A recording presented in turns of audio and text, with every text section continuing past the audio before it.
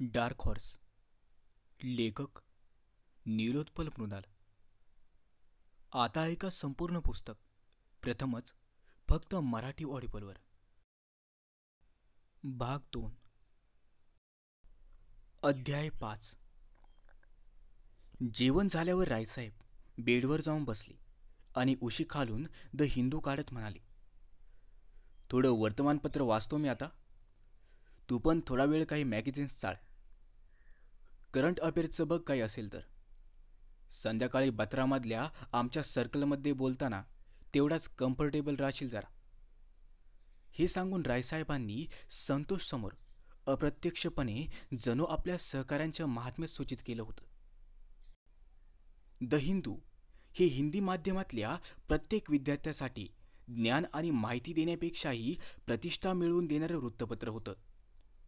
जवळजवळ सगळ्यांच्याच रूमसमोर सकाळी सकाळी हे वृत्तपत्र टाकलेलं दिसायचं. अर्थात ते वृत्तपत्र किती जण उघडून बघायचे ही गोष्ट वेगळी. बहुसंख्य मुलं द हिंदू एवढं वृत्तपत्राचं शीर्षक वाचून वृत्तपत्र ठेवून देत असली तरी काही कष्टाळू मुलं मात्र डिक्शनरी घेऊन 4-4 तास हिंदू वाचत असत. यामुळे त्यांना खूप आत्मविश्वासाचा फील येत असे. रायसाहेब द हिंदूच्या अशाच कष्टाळू वाचकांपैकी एक होते. परंतु आज मात्र रायसाहेब केवळ छायाचित्र पाहूनच बातम्यांचा अंदाज लावत होते. कारण संतोषसमोर डिक्शनरी काढून रायसाहेबांना त्यांनी आतापर्यंत जमवलेल्या खेळाद्वारे संतोषच्या मनात कमवलेला आदर अजिबात कमी होऊ द्यायचा नव्हता. पण काहीही समजत नसताना एखादा माणूस किती वेळ पेपरची पानं उलटत राहील. काही वेळातच पेपर खाली ठेवत रायसाहेब म्हणाले, चल बत्राला जाऊ. तुझ्यासाठी रोमाई बघावी लागेल ना. संतोषही हातातलं क्रॉनिकल मॅगझिन टेबलवर ठेवत म्हणाला, हो चला. रूम तर शोधावीच लागेल. रायसाहेबांनी लागोलाग तोंडावर पाणी मारून फ्रेश होत डोक्याला भृंगराज तेल लावलं, शर्ट पॅन्ट घातली आणि संतोष बरोबर बत्राच्या दिशेने निघाले. संतोष नुकत्याच थोड्या वेळापूर्वी वाचलेल्या क्रॉनिकल मॅगझिनमधल्या काही फॅक्ट्सची मनातल्या मनात उजळणी करत होता. तो आता पहिल्यांदाच अशा मंडळींना भेटायला जात होता जिथं ज्ञान व्यक्त करण्याशिवाय तोंड उघडलं जायचं ते फक्त चहा पिण्यासाठीच. संतोष पहिल्या दिवशीच आपली उपस्थिती केवळ चहा पिण्यापुरतीच मर्यादित ठेवू इच्छित नव्हता. या मंडळींमध्ये आज आपली उपस्थिती लक्षणीय ठरलीच पाहिजे याकडे त्याचं सगळं लक्ष केंद्रित झालं होतं. त्याने 9वीत असताना इंग्रजीतलं एक प्रसिद्ध वाक्य वाचलं होतं, first impression is the last impression. आज त्याच्या त्याच इम्प्रेशनचा प्रश्न होता.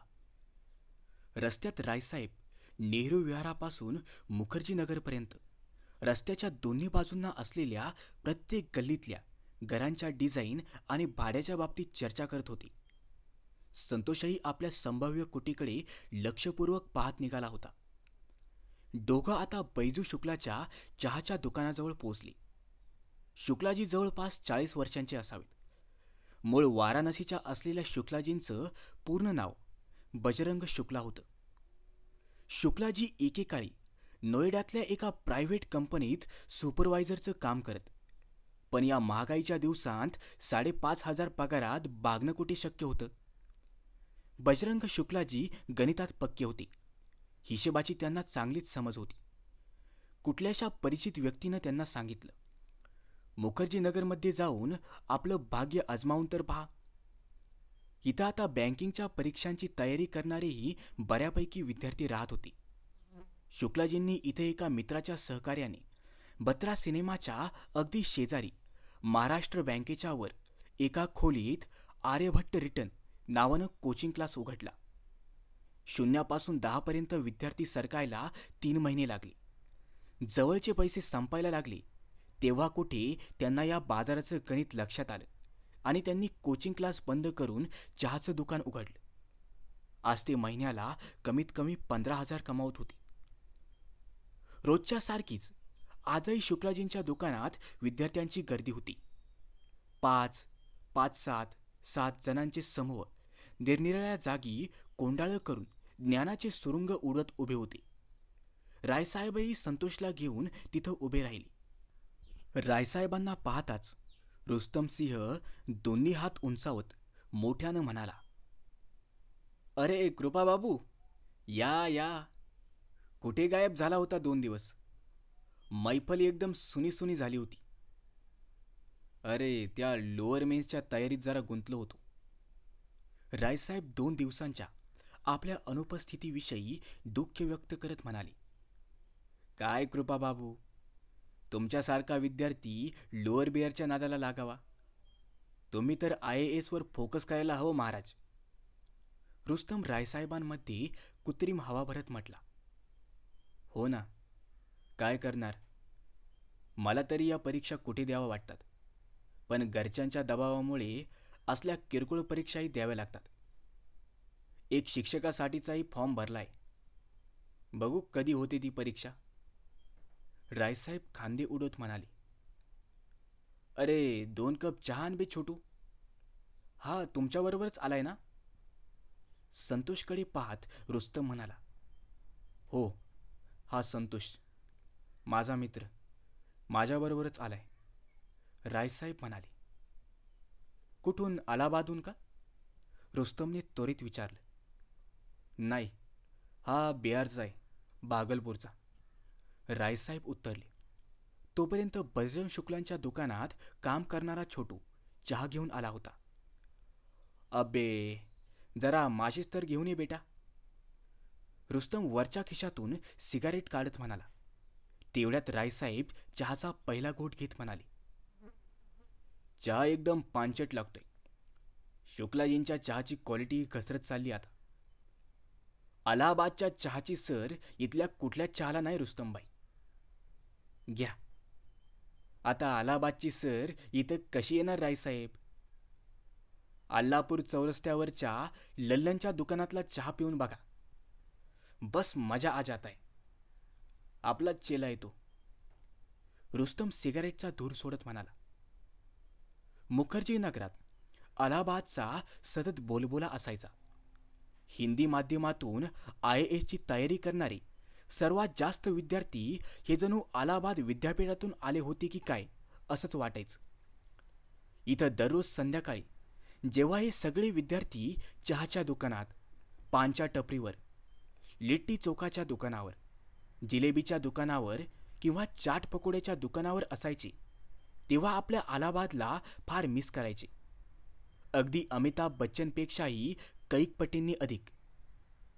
आहा, छेदनचं पान, ओ हो, मंटूची जिलेबी, हाय नेतारामची कचोरी, हाय रे पलटणचे पकोडे, साला लल्लनचा चहा, ओ पिया मिलन चौराहा.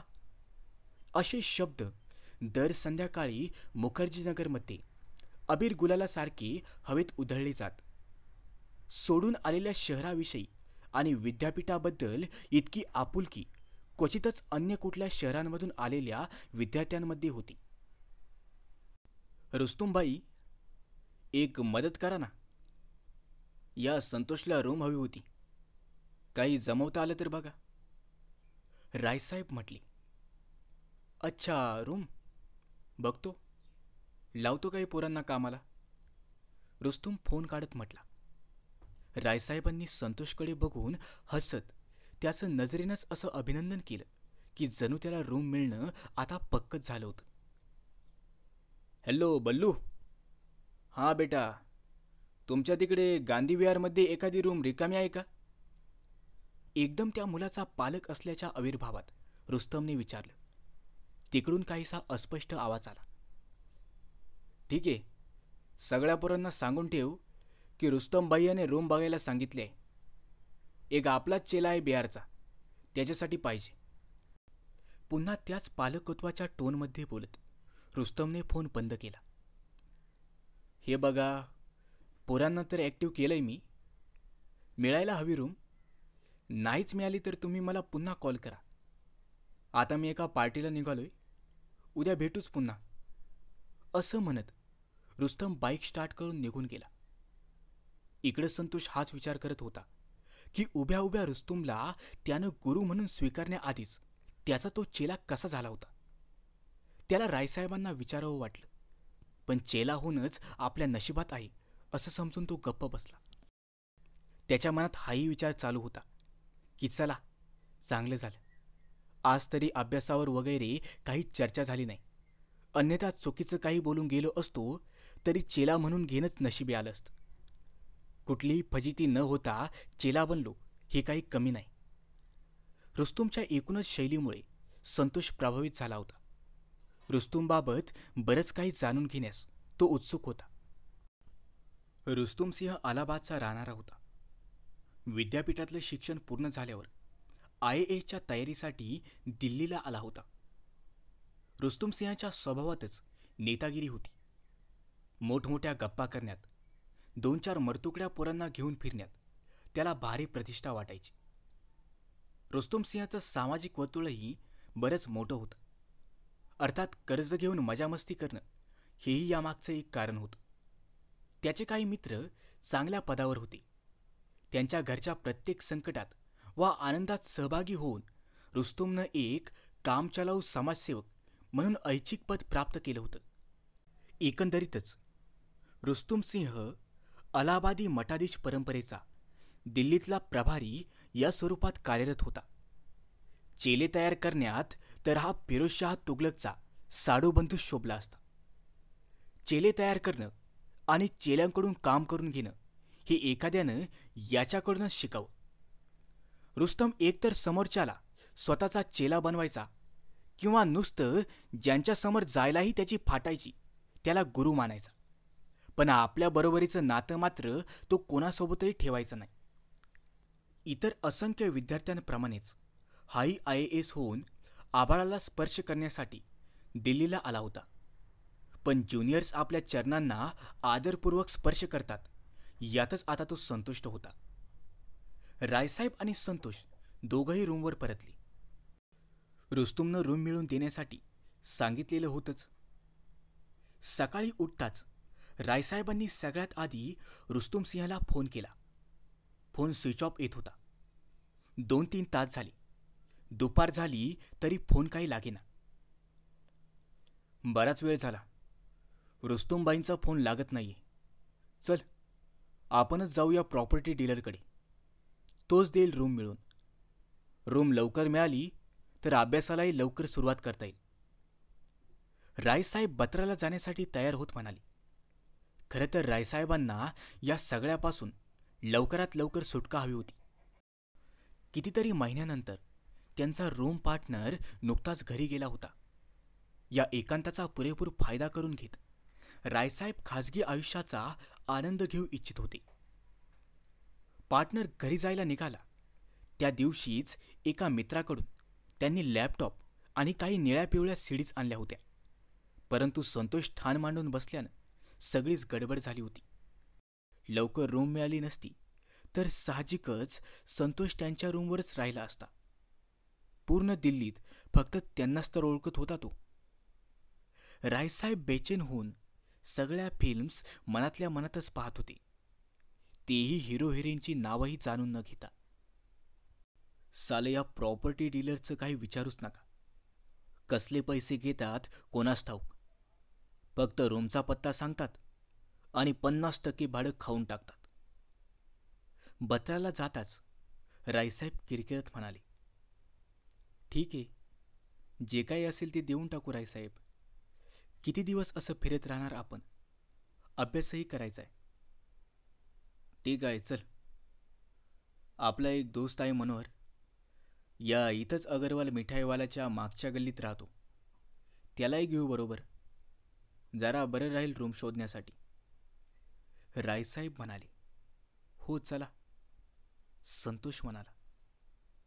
दोघं मुखर्जीनगरमधल्या घर नंबर 570चा जिना चढून दुसऱ्या मजल्यावर पोहोचले. दरवाजा अर्धवट उघडा होता. दरवाजा उघडून पाहिलं तर आत टॉवेल गुंडाळलेला मनोहर छातीवर कसलासा चिकट पांढरा पदार्थ लावून जैन साधूंप्रमाणे केस उपटत होता.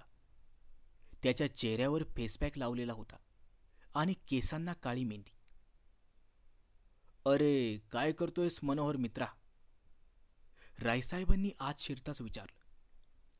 मनोहर आधी तर क्षणभर सटपटला, पण पटकन स्वतःला सावरत म्हणाला, "अहो, काही नाही. ते छातीवरचे केस काढत होतो. काय आहे की केसांमुळे मला थंडीतही घाम येतो. शर्टची बटणं उघडी ठेवली तर जरा ऑड वाटतं." "महाराज, केस तर तुम्ही असे उपटताय की जणू कंसातून मक्याचे दाणे उपटावे." रायसाहेब हसत म्हणाले. मनोहरने विखुरलेले केस कागदावर गोळा केले अन मनातल्या मनात तो रायसाहेबांना शिव्या द्यायला लागला. साला न कळवताच कधीही येऊन टपकतो. खडूस कुठला. म्हणून तर वय होण्याच्या आधीच म्हातारा झाला. फॅशनची तर मायबहीण करून ठेवली या लोकांनी. संतोषसाठी तर हे दृश्य एकदम नवीन आणि अंगावर शहाऱ्या आणणारं होतं. छातीचे केस उपटायचे? वेदनाही होत असतीलच. त्याने कधी कल्पनाही केली नव्हती की ज्या छातीवरच्या केसांना त्याच्या गावी हिंमत आणि साहस यांचं प्रतीक मानलं जायचं, ते केस इथं मनोहर एक एक करून उपटून टाकत होता. रायसाहेबांनी संतोषची ओळख करून दिली. अर्थात संतोषनं अजूनही मनोहरचा खराखुरा चेहरा बघितला नव्हता. फेसपॅक लावलेल्या तोंडानेच चर्चा सुरू होती. रूम शोधायची आहे संतोषसाठी, रायसाहेब म्हणाले. अच्छा, रूमचं लपडं आहे वय. चला जाऊया.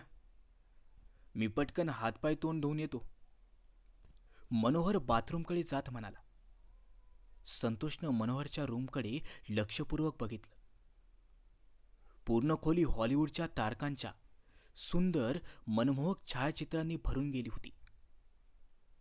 त्याच्या अगदी समोरच्या भिंतीवर APJ अब्दुल कलाम आणि स्वामी विवेकानंद यांच्या तसबिरी होत्या. ते दोन्ही महापुरुष तसबिरीतही लाजल्यासारखे दिसत होते. 2 रॅक्सवर सौंदर्य प्रसाधन आणि एकावर काही पुस्तकं ठेवली होती. डिझाईन असलेली जीन्स आणि शर्ट खुंटीवर टांगला होता. तोपर्यंत मनोहर चमकत बाहेर आला होता. "जरा पाय बाजूला करा रायसाहेब," असं म्हणत मनोहरने बेड खालून सुटकेस काढत त्यातला निळा शर्ट आणि पेपीची जीन्स काढली. आपल्या संपूर्ण शरीरावर वाईल्डस्टोन डिओड्रंटने अभिषेक केला. हनुवटी आणि गालावर लोटसचं क्रीम चोळलं. शर्टवर स्प्रे मारला आणि तयार झाला. आता तो मिस्टर मोतीहारी वाटत होता. संतोषनं पटकन आधी मनोहरचा नंबर मागितला आणि सेव्ह करून घेतला. रायसाहेब त्याला ज्ञान तर देऊ शकत होते, पण दिल्लीसारख्या शहरात संतोषच्या बिहारी छबीला आणि कायेला सिटी लुक देण्यासाठी मनोहरसारख्या फॅशनचं ज्ञान असणाऱ्या मित्राचीही गरज होती. मनोहरच्या खोलीत संतोषला छान वाटत होतं. रायसाहेबांच्या खोलीतल्या दुर्गंधीमुळे फाटलेल्या आपल्या नाकपुड्यांना इथल्या घमघमत्या सुगंधी वातावरणात तो रफ्फू करून घेत होता. अध्याय 6. रायसाहेब, संतोष आणि मनोहर या तिघांनी बत्राला पोहोचताच आधी मिलन छोले भटुरेवाल्याकडे नाश्ता केला आणि मग ते जवळच्याच टोनी प्रॉपर्टीच्या ऑफिसमध्ये पोहोचले. प्रॉपर्टी डीलर म्हणजे काय तर मुखर्जीनगरमध्ये राहणारे असे बेरोजगार लोक जे विद्यार्थ्यांना भाडेकरूची गरज असलेल्या आपल्या परिचित लोकांच्या घराचा पत्ता सांगत. ते घरमालकाकडून घराची चावी घेऊन रूम दाखवत आणि विद्यार्थ्यांना ती आवडली की त्या बदल्यात ठरलेल्या भाड्याची 50% रक्कम आपलं कमिशन म्हणून विद्यार्थ्यांकडून घेत. मुखर्जीनगर आणि आसपासच्या भागात हा धंदा जोरात सुरू होता आणि तिथल्या सर्वांत क्रूर धंद्यापैकी एक होता. अर्थात त्यात सर्वाधिक नुकसान व्हायचं ते विद्यार्थ्यांचं. प्रॉपर्टी डीलरची स्वतःला बसण्यासाठीची जागा असायची. त्याला ते लोक ऑफिस म्हणत. हे ऑफिस दिसण्यात भारत सरकारच्या कोणत्याही मोठ्या ऑफिसला टक्कर देऊ शकेल इतकं भारी असायचं. रंगीबेरंगी पडदे, संगमरवरी जमीन, सोफा, झगमग करणारे लाल पिवळे दिवे आणि मोठी LED स्क्रीन जिचा रिमोट नेहमी डीलरच्या हातात असायचा. त्याचबरोबर 2 फोन, 2 कर्मचाऱ्यांसह चहा आणि नाश्त्याचीही व्यवस्था असायची. एवढं सगळं एका सर्वसामान्य डीलरच्या ऑफिसमध्ये असायचं.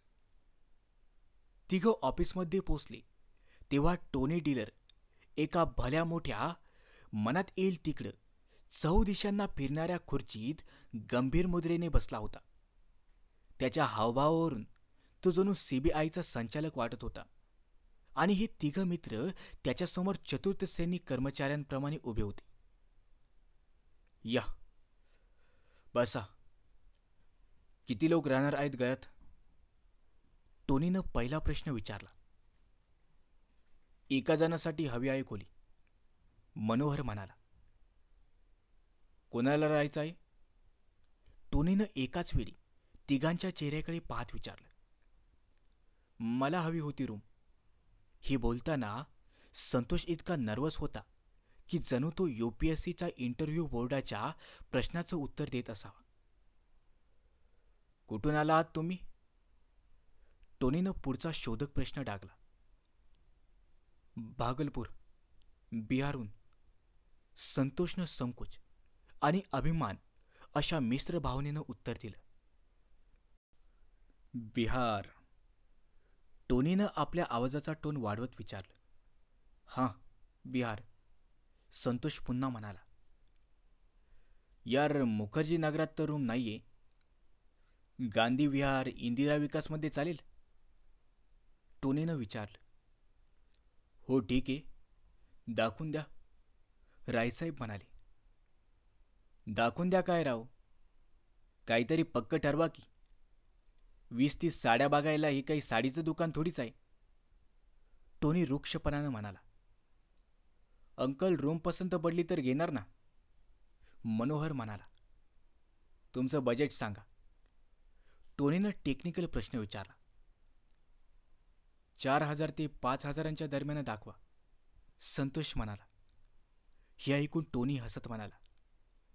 मित्रा, एवढ्यामध्ये तर मुखर्जीनगर एरियात फक्त किचन मिळेल. एवढ्यात कसं होईल यार? बरं चला, 4,500 देतो. एक बेड मिळेल 1271 मध्ये. बाथरूम 8 मुलांबरोबर शेअर करावं लागेल आणि किचन फक्त 4 मुलांबरोबर. बोला, सेट करून टाकू? सांगा राव लवकर. रायसाहेबांनी संतोषकडं अशा अपेक्षेनं पाहिलं की संतोषनं आता लवकरात लवकर होकार द्यावा, जेणेकरून त्यांच्या रूमवरचा लॅपटॉप स्टार्ट होईल. रायसाहेब दिवसरात्र बेचैन होते. काय संतोष, पाहायची का ही रूम? रायसाहेब संतोषवर दबाव टाकत म्हणाले. नाही महाराज, पैसे देतोय मग धर्मशाळेत का राहायचं? संतोषनं मान फिरवत म्हणाला. अरे, तर मग फ्लॅटवालं बजेट ठेव मित्रा. 4,000 तुला इथे बंगला थोडाच मिळणार आहे. आणि तुला अभ्यास तर करायचा आहे. सगळी मुलं तर राहत आहे, तुलाच काय अडचण आहे? एकदम सेपरेट हवंय? मुलीचं वगैरे लफडं आहे का? चल तर मग एक दाखवून देतो. 11,000ची आहे. 24 घंटे एंट्री.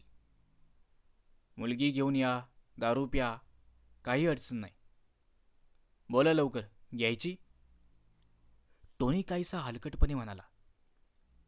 होय अंकल, सेपरेटच हवी आहे. रूममध्ये आईबाईंनी येतात म्हटलं. संतोष जरा चिडूनच म्हटला. हे ऐकल्यावर टोनी थोडा वरमला. आपल्या असभ्यपणाची त्याला जाणीव झाली. त्याच्या लक्षात आलं की आपलं बोलणं या मुलाला खुपलं आहे. तो लगेच विषय बदलत म्हणाला. वोटर आयडी आहे का? चला काढा ॲडव्हान्स. एक 6,500 आहे इंदिरा विकासमध्ये. पसंत पडेल तुम्हाला. शांत रूम आहे, आरामात अभ्यास करा.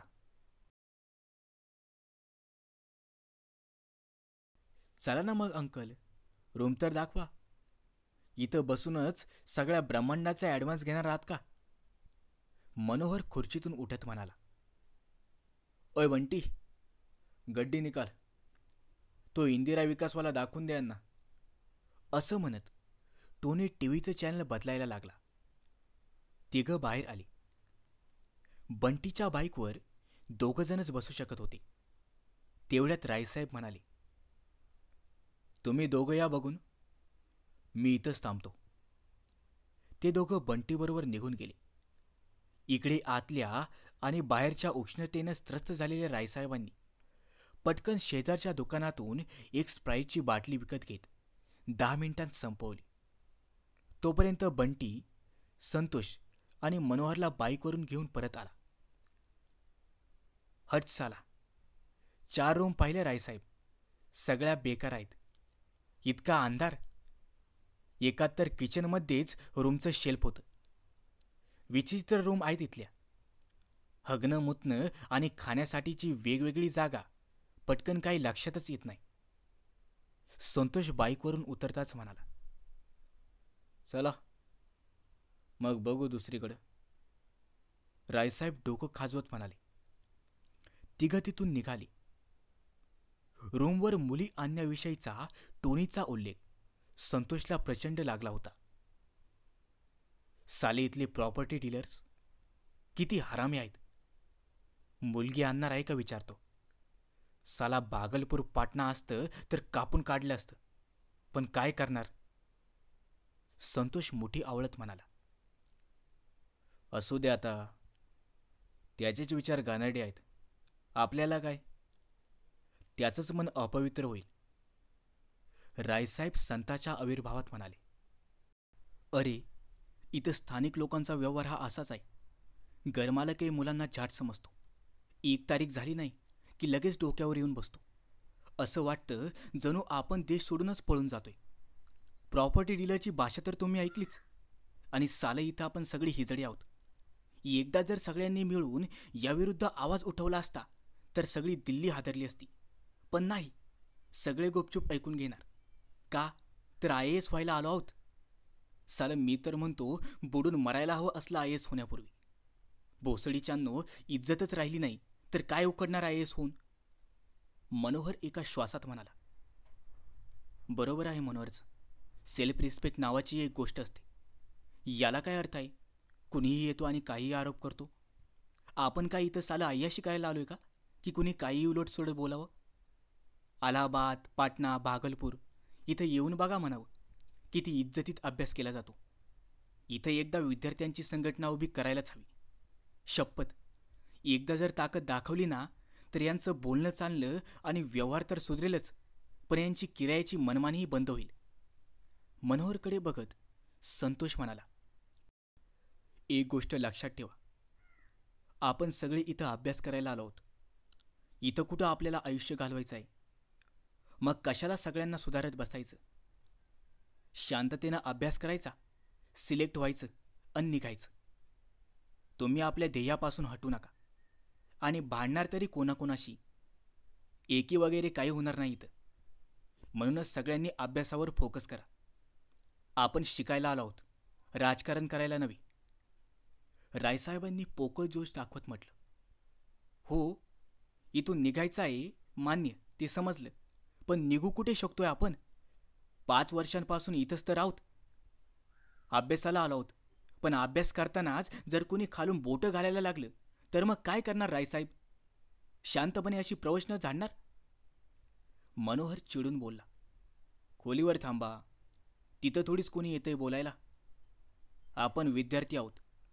अभ्यास करणं हेच आपलं काम आहे. रायसाहेब म्हणाले, कुणी आपली उभ्याने मारली तरी तुम्हीच करा असला अभ्यास. मनोहर रागाने लाल होत म्हणाला. प्रकरण जरा जास्तच वाढत असल्याचं पाहून संतोष हस्तक्षेप करत म्हणाला, अरे ठीक आहे, सोडा. खड्ड्यात गेला तो प्रॉपर्टी डीलर आणि घरमालक. आपण इकडे कुठे चाललो आहोत ते सांगा. चल तर, तुझ्या रूमसाठीच जात आहोत, वजिराबादला. कुठलाही भाव चेहऱ्यावर न उमटू देता रायसाहेब म्हणाले, त्या रुस्तुमचा पुन्हा फोन नाही आला का रायसाहेब. संतोषने आठवताच विचारलं. कोण तो रुस्तुम सिंह. नेतागिरी करणारा का मित्रा. का त्या बकवास करणाऱ्या पोराच्या नादी लागतोयस. तो सतत बडाया मारत फिरत असतो. त्याच्या धाकट्या काकांनी एकदा IASचा इंटरव्ह्यू दिला होता. काकांच्या इंटरव्ह्यूच्या सतत गप्पा. तीच ती गोष्ट सांगून बेजार करतो अगदी. अलाहाबादला असताना एकदा उपाध्यक्षपदाची निवडणूक लढला होता तो. नंतर शंभूसिंहनं खडसावताच नाव मागे घेतलं. त्यावेळी शंभूसिंह जिंकला होता. माझ्या ओळखीचाच आहे तो. मनोहरनं चालता चालता रुस्तमच्या चरित्रांचं शक्य तितकं चित्रण केलं आणि लागोलाग शंभूसिंहाशी असलेल्या आपल्या जवळकीविषयी सांगून टाकलं. एकदम फालतूही नाहीये तो. रुस्तुमबाईनं 2 वेळा UPSCची मेन्स दिली आहे. सगळ्यांना नेहमीच मदत करत असतो तो. आता कामच अवघड असल्यावर तो तरी काय करणार. स्वभाव मात्र चांगला आहे त्याचा. रायसाहेब मनोहरचं बोलणं नाकारत म्हणाले. ते सगळे आता रिंग रोड पार करून वजिराबादला पोहोचले होते. अध्याय 7. इकडे? अच्छा, गल्ली नंबर 14 मध्ये चाललो आहोत का आपण रायसाहेब? मनोहरनं विचारलं. हो, तिथंच चाललोय, रायसाहेब म्हणाले. गल्ली नंबर 14 मधलं घर नंबर 72/90, ग्राउंड फ्लोअर. अचानक खोलीच्या दरवाजावर टकटक झाली. अरे या रायसाहेब, तुम्ही आत होय. या मनोहरबाई, कसं काय चाललंय?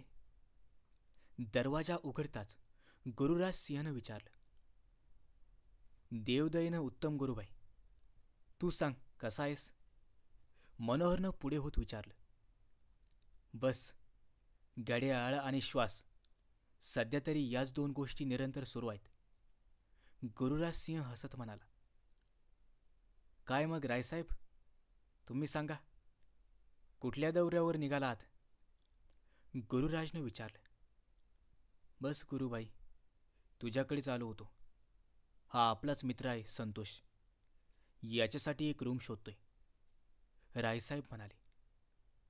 अच्छा अच्छा, मिळेल की रूम, तुम्ही बसा तर. गुरुराज बेडवरून ब्लँकेट उचलत म्हणाला. संतोषसाठी गुरुराजची खोली हा देखील एक नवीन अनुभव होता. त्यानं पाहिलं तर 3 रॅक्सवर कितीतरी पुस्तकं अगदी ठासून भरली होती. एका मोठ्या टेबलवर लॅम्प, काही नियतकालिकं आणि 2 वह्या ठेवलेल्या होत्या. टेबलाच्या खाली एक म्युझिक सिस्टीम होती, ज्यातून मंद आवाजात अबिदा परवीनची गझल ऐकू येत होती. एका कोनाड्यात चौकोनी आसनावर देवांच्या तसबिरी ठेवलेल्या होत्या. उशीजवळ सिगारेटचा डबा अशा पद्धतीनं ठेवला होता की जणू दम्याचा रोगी उशाशी दम्याची गोळी ठेवत असावा. भिंतीवर केवळ जगाचा नकाशा चिटकवलेला होता. खाली चटईवर आल्बेर कामूच्या द रिबेलची पानं अर्धवट उघडी पडलेली होती. बोला रायसाहेब, काय खाणार मग?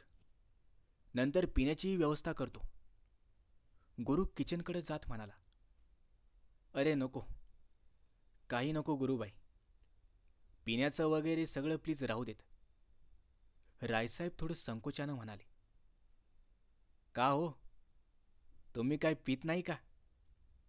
सिनेमा हॉलमध्ये अनामिका पटेलला एका मुलाचा हात धरून बसल्याचं तुम्ही पाहिलं तेव्हा माझ्या रूमवर येऊन किती दारू ढोसली होती, आठवतंय ना? गुरुराज प्लेटमध्ये नमकीन काढत म्हणाला. अचानक गुरुराजची नजर संतोषकडे गेली आणि तो म्हणाला. अच्छा, ज्युनियरच्या समोर तुम्हाला संकोच वाटतोय? हा हा हा, होईल हाही ॲडजस्ट. मनोहर झाला तसाच, हो की नाही मनोहर? असं म्हणत गुरु आणि मनोहर जोरजोरात हसायला लागले. रायसाहेब काहीशा संकोचानं बोलण्याचा रोख दुसरीकडे वळवत म्हणाले. हे पुस्तक कुणाचं आहे गुरुबाई, आणि कशाबद्दल आहे? ही अल्बेर कामूचं पुस्तक आहे, द रिबेल. मार्क्सवादाच्या छातीवर बसून लिहिलेलं पुस्तक आहे. त्याचा यात व्यवस्थितपणे समाचार घेण्यात आला आहे. तुम्ही ते ठेवा आणि नमकीनचा आस्वाद घ्या. ते तुमच्या सिलेबसच्या बाहेरचं आहे, आणि आता तर तुम्ही ते अजिबातच हातात घेऊ नका, नाहीतर लोअर कमरेवरून सरकायची आणि वस्त्रहरण व्हायचं. तशी लोअरची मेन्स कधी आहे म्हणलात तुमची? गुरुनं बिस्किटचा पुडा रायसाहेबांसमोर करत विचारलं. गुरुराज सिंह झारखंडच्या सेंट कोलंबस कॉलेजचा विद्यार्थी होता. काही दिवस सिव्हिलच्या तयारीसाठी तो रांचीमध्येही राहिला. तिथूनच त्यानं पहिल्यांदा मुख्य परीक्षा दिली होती. 5 वर्षांपासून तो दिल्लीत राहत होता. त्याचे वडील सरकारी नोकरीत होते. गुरुराजचा स्वभाव म्हणजे असंख्य विरोधाभासांचं जणू मिश्रणच होतं. जग उजव्या बाजूनं चालत असेल तर हा डाव्या बाजूनं चालायचा. IAS परीक्षेचा त्यानं एव्हाना एवढा अभ्यास केला होता की ज्याची खरोखरच आवश्यकता नव्हती. जगाकडे बघण्याची त्याची स्वतंत्र दृष्टी होती. कुठलीही गोष्ट तो अगदी बेधडक बोलायचा. काही जणांच्या मते तो शिष्ट आणि दांभिक होता, पण मुळात तो साहसी होता. मुखर्जीनगरमधल्या बुद्धिवादी वर्गाच्या दृष्टीनं तो एक बिघडलेला माणूस होता. बौद्धिकतेच्या गंभीरतेवर आणि तार्किकतेवर तो निष्ठुरपणे उपहास करायचा. बुद्धिजीवी वर्ग या शब्दाचा अर्थ त्याच्या मते एक गंभीर उथळपणा हा होता. दारू आणि पुस्तकांशी त्याची घनिष्ठ मैत्री होती. तो स्वभावानं पुरेसा धार्मिक होता आणि त्याचा ज्योतिषविद्येचाही अभ्यास होता. आस्थागायत IAS मध्ये अपयशीच राहिला होता. वडील दशरथ सिंह त्याला आपल्या जीवनातील सगळ्यात मोठी समस्या मानत, तर गुरुराजसाठी मात्र त्याचे वडील हेच त्याच्या आयुष्याचे मार्गदर्शक होते. गुरुराजनं आपल्या आयुष्यातील काही वर्ष झारखंडमधल्या आदिवासींच्या सहवासात घालवली होती. त्यामुळे त्यांच्याविषयी त्याला असलेली सहानुभूती बरेचदा त्याच्या विचारांतून झळकायची. काही लोकांच्या मते तो कधीतरी नक्षलवाद्यांच्याही संपर्कात आला होता. त्याच्यावर पोलिसांच्या काही केसही होत्या. पण या केसेस म्हणजे विद्यार्थी असताना काही सामाजिक संघटनांशी संलग्न असल्यामुळे करण्यात आलेल्या राजकीय षडयंत्राचा परिणाम असल्याचं तो सांगत असे. एकंदरीतच पाहता तो एक असंख्य शक्यता असलेला निराश आणि बेचैन माणूस आहे असं म्हणता आलं असतं. रायसाहेब गुरुसमोर नेहमीच बचावाच्या पावित्र्यात असायचे. ते गुरुला पुरेपूर ओळखून होते. रायसाहेबांची विद्वत्ता आणि आदर्श गुरुसमोर एखाद्या अशा ढिल्या अंतर्वस्त्रासारखे होते जे गुरुच्या एका फटक्यात खाली सरकले असते. संतोष गुरुसमोर आपल्या पहिल्या गुरुची रायसाहेबांची झालेली अवस्था बघून हैराण झाला होता. त्याला आता गुरुमध्ये आपला महागुरु दिसायला लागला. गुरु भैया, जरा संतोषसाठी एखादी रूम असेल तर बघा ना. मनोहर पाण्याची बाटली उघडत म्हणाला. हां गुरुबाई, हा संतोष बिहारचा आहे, भागलपूरचा. तयारीसाठी आला इथे. रायसाहेब संतोषबाबत अधिक माहिती देत म्हणाले. माझ्या वरच्या मजल्यावरची एक खोली कालच रिकामी झाली आहे. बघून घ्या. वाटली चांगली तर घ्या. 5,500 आहे. गुरुराज म्हणाला. हो, का नाही, चला बघूया. असं म्हणत रायसाहेब खोली पाहण्यासाठी उठले. सगळेजण वरच्या मजल्यावर पोचले. खोली उघडीच होती, स्वच्छ होती. खोली, तिथलं शांत वातावरण आणि खाली राहणारा गुरु, संतोषला एकंदरीतच सगळंच योग्य वाटलं. त्याने त्वरित होकार दिला. रायसाहेबांना आता कुठे हायसं वाटले. लॅपटॉप आणि सीडीच्या आठवणीनेच त्यांना गुदगुल्या झाल्या. आजच शिफ्ट हो. चल, तुझ्या बॅगा घेऊन येऊ, रायसाहेब झटकन म्हणाले. गुरुनं घरमालकाला फोन केला आणि संध्याकाळपर्यंत शिफ्ट होण्याचं निश्चित केलं. चला, रूम तर मिळाली. या निमित्तानं आता एक शानदार पार्टी व्हायलाच हवी संतोष तुझ्या रूमवर. मनोहर उत्साहानं म्हणाला. हो हो, का नाही, संतोष म्हणाला. संतोष लवकरच वजिराबादला राहायला जाणार होता.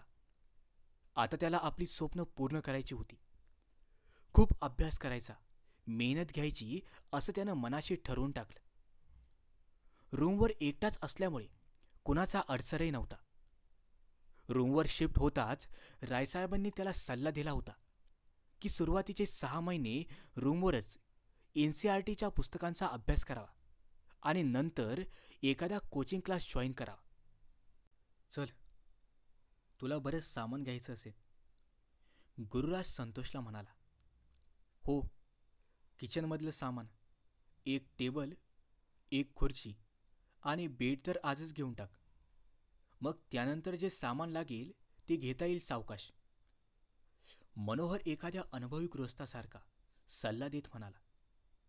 हो, तिकडून येता येताच त्याच्या बॅगाही घेऊन येऊ. धन्यवाद गुरुबाई, खोली मिळवून दिलीस. मुख्य म्हणजे संतोषला तुझ्या सहवासात राहता येईल हे उत्तमच झालं, रायसाहेब म्हणाले. थँक्यू गुरुबाई, संतोष म्हणाला. ऐक, गुरुला नुसतं थँक्यू म्हणून चालणार नाही. गुरुला थँक्स म्हणायचं असेल तर रंगीबेरंगी पाण्याचा वर्षाव व्हायला हवा. मनोहर हसत म्हटला. नाही रे संतोष, तू आता जाऊन सगळं सामान खरेदी कर आणि पटकन ॲडजस्ट हो इथे. हा मनोहर साला मस्करी करतोय अशीच, गुरु संतोषला म्हणाला. पण संतोषही गुरुला मनापासून धन्यवाद देऊ इच्छित होता आणि मनोहरनं त्याला धन्यवाद कसे द्यावे याविषयी सूचित केलं होतं. ठीक आहे, माझ्याकडून रूमवर एक पार्टी. संध्याकाळी लवकर या सगळे, संतोष सगळ्यांना आमंत्रण देत म्हणाला. अरे वा, उत्तम संतोष. ठीक आहे तर चला आता कॅम्पला जाऊ. तिथं चांगल्यापैकी बेड, टेबल आणि खुर्ची मिळेल, आनंदित झालेल्या मनोहरनं म्हटलं. गुरुचा निरोप घेऊन तिघं आता किंग्सवे कॅम्पच्या मार्केटमध्ये पोचले. एक लिस्ट बनवून घे सामानाची, ऑटोमधून उतरताच रायसाहेब म्हणाले. अरे लिस्ट कशाला बनवायची, चल फटदिशी एक बेड, चेअर आणि टेबल घेऊन टाक आधी. मनोहर सरदार फर्निचरच्या दुकानकडे वळत म्हणाला. सरदारजीनं झटकन बाहेर असलेल्या बेडवरची धूळ झटकली आणि स्टाफला तो बेड दाखवायला सांगितलं. रायसाहेबांनी लगेच बेडवर चढून उगाचच 2-4 उड्या मारल्या. खाली उतरून बेडचे 4ही पाय हलवून पाहिले. ठीक आहे, मजबूत आहे, देऊन टाका. किंमत हिशोबानं लावा सरदारजी, रायसाहेब सरदारजीला म्हणाले. किमतीची काळजी बिलकुल करू नका, मार्केटपेक्षा 1 रुपया कमीच लावीन. आमचा रेट फिक्स आहे. वस्तू पहा, कुठलंही सामान घ्या, वर्षानुवर्षे चालेल. सरदारजी कॅल्क्युलेटरचं बटन दाबत म्हणाला. ओके, एक खुर्ची आणि टेबलही दाखवा, मनोहर पुढं होऊन म्हणाला.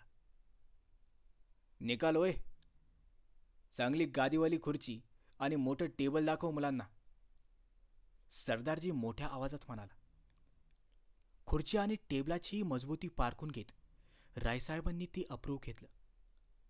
घेतलेलं सामान पॅक करून रिक्षात ठेवलं गेलं.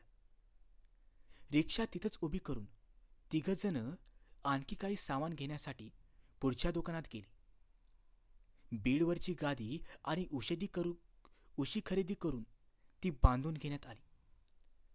किचनचं सामान घेतानाही रायसाहेबांनी तव्याला चांगलं 2-3 वेळा आपटून पाहिलं. रायसाहेब प्रत्येक वस्तूची मजबूती पारखूनच ती घेत होते.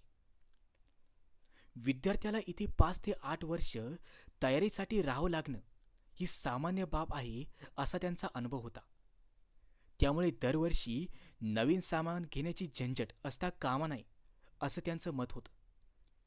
घ्यायचं ते टिकाऊच हवं, जे IASच्या 4 आणि PCSच्या कितीतरी अटेम्प्टसाठीही साथ देऊ शकेल. आवश्यक ते आणखी काही सामान घेऊन तिघांनी अजून एक रिक्षा केली आणि दोन्ही रिक्षांत सामान टाकून तिथून ते निघाले. संतोषनं कुठलीही काटकसर न करता आवश्यक ते सगळं सामान खरेदी केलं होतं. त्यानं कुठल्याही वस्तूची मजबूती किंवा गॅरंटी पाहिली नाही. कारण तो तर केवळ एकाच वर्षात आपली स्वप्न साकार करण्याचा निश्चय करून आला होता. रिक्षात असलेल्या सामानाकडे तो युद्ध सामग्री असल्यासारखं पाहत होता. त्याला आता UPSC बरोबरची लढाई जिंकायची होती. आता रूमवर गेल्यावर सगळं सामान ऍडजस्ट करून तो स्वतःला लवकरात लवकर अभ्यासाला झुंपून घेऊ इच्छित होता. चला, एक एक करून आत घ्या सगळं सामान. आत जाऊन लावून टाकू सामान. मनोहर खुर्ची दरवाजापर्यंत आणत म्हणाला. अवघ्या 5 मिनिटांत सगळं सामान खोलीच्या आत होतं. खूप खूप धन्यवाद मनोहर आणि रायसाहेब, संतोष कृतज्ञतेने म्हणाला. अरे एवढं काय त्यात, फक्त तू आता तुझ्या पद्धतीनं सगळं सामान लावून घे आणि लाग अभ्यासाला. आणि हो, नीब असलेला पेन आणि शाई घेऊन टाक. आतापासूनच नीबच्या पेननं लिहिण्याचा सराव सुरू कर. रायसाहेब नळ सुरू करून हात धुत म्हणाले. ठीक आहे रायसाहेब, उद्या सकाळी पुस्तकं घ्यायला येईन पत्रावर. मनोहरही येईलच. मग तिघं मिळून रात्रीच्या पार्टीचंही सामान खरेदी करू. गुरुभाईलाही मी आजच सांगून येतो उद्या रात्रीच्या पार्टीचं. संतोष रॅक भिंतीजवळ लावत म्हणाला. ठीक आहे मग, निघतो आम्ही आता. रायसाहेब म्हणाले. ठीक आहे, उद्या भेटू. संतोष त्यांना दरवाजापर्यंत सोडत म्हणाला. चल मनोहर, गुरुभाईला आता उद्याच भेटू. रायसाहेब धडाधड जिना उतरत मनोहरला म्हणाले. हां महाराज, तुम्ही तर फारच गडबडीत आहात. आज सीडी बघणार वाटतं निवांत. असं म्हणत मनोहर जोरजोरात हसायला लागला. रायसाहेबांनाही गुदगुल्या झाल्या. तुम्हाला जर हा भाग ऐकायला आवडला असेल तर पुढील भागासाठी कमेंटमध्ये तुमच्या प्रतिक्रिया कळवा. आणि अशीच नवनवीन भरपूर पुस्तके ऐकण्यासाठी मराठी ऑडिबल या आपल्या यूट्यूब चॅनलला त्वरित सबस्क्राईब करा. धन्यवाद. मराठी ऑडिबल.